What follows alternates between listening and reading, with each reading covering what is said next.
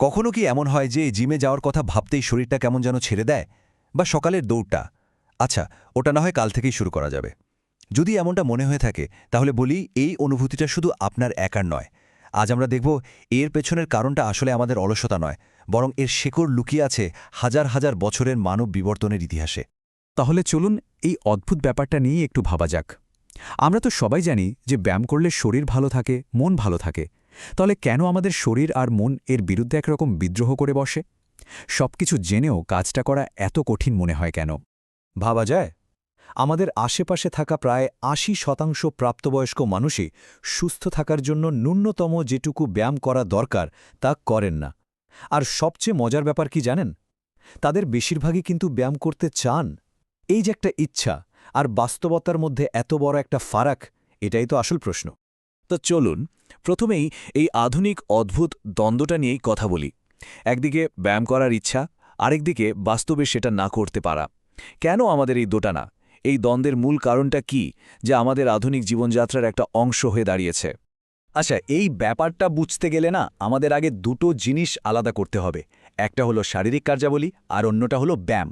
ধরুন, হেঁটে বাজারে যাওয়া বা ঘর পরিষ্কার করা, এগুলো হলো শারীরিক কার্যাবলী, মানে কোনো একটা কাজ শেষ করার জন্য আমাদের নড়াচড়া করতে হচ্ছে।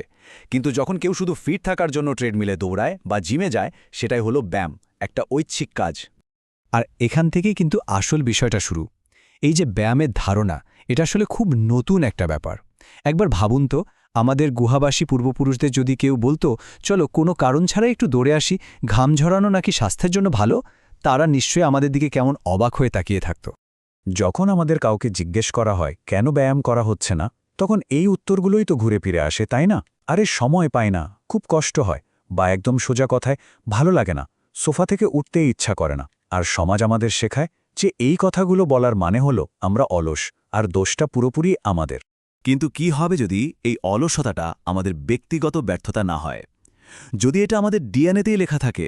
চলুন এবার দেখি আমাদের বিবর্তন কিভাবে আমাদের বিশ্রাম নেওয়ার জন্য প্রোগ্রাম করে রেখেছে। এই একটা বাক্যই কিন্তু পুরো বিষয়টা পরিষ্কার হয়ে যায়। আমাদের পূর্বপুরুষরা অবশ্যই দৌড়াতেন, কিন্তু সেটা শখ করে নয়। তারা দৌড়াতেন কারণ হয়তো একটা হরিণকে ধাওয়া করতে হতো, কিংবা কোনো হিংস্র পশুর থেকে বাঁচতে হতো।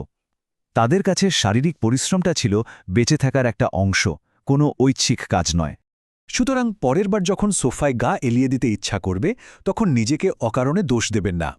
আমাদের মস্তিষ্ক আসলে ঠিক সেই কাজটাই করছে যা করার জন্য তাকে হাজার হাজার বছর ধরে শেখানো হয়েছে, শক্তি বাঁচানো।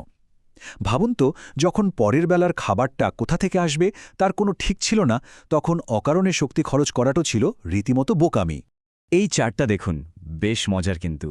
আমাদের সবচেয়ে কাছের আত্মীয় শিম্পাঞ্জির শারীরিক কার্যকলাপের স্তর বা প্যাল হল 1.4। আর আজকের দিনের একজন অফিস কর্মী যিনি দিনের বেশিরভাগ সময় বসেই কাজ করেন, তার প্যাল হল 1.6, মানে শিম্পাঞ্জির চেয়েও বেশি। কিন্তু আমাদের শিকারী সংগ্রাহক পূর্বপুরুষদের দিকে তাকান, তাদের প্যাল ছিল প্রায় 1.9, কারণ তাদের বেঁচে থাকাটাই এর উপর নির্ভর করত। আর এই তুলনা থেকেই একটা ভুল ধারণা তৈরি হয়।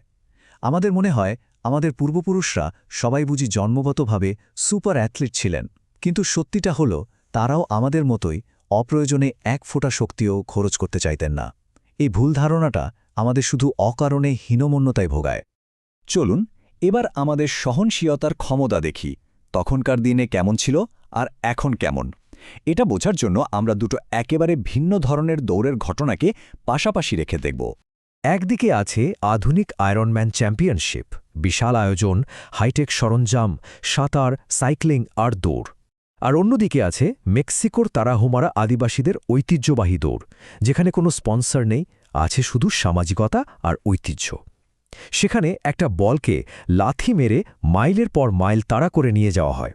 বাইরে থেকে দেখতে দুটো হয়তো সম্পূর্ণ আলাদা মনে হতে পারে, কিন্তু একটু গভীরে গেলেই দেখা যায় দুটোর ভেতরেই একই মানবিক আবেগ কাজ করছে। দুটোতেই আছে পুরস্কারের আশা, দর্শকদের চিৎকার আর উৎসাহ, যে তারপর বাঁধভাঙা আনন্দ আর হারের কষ্ট।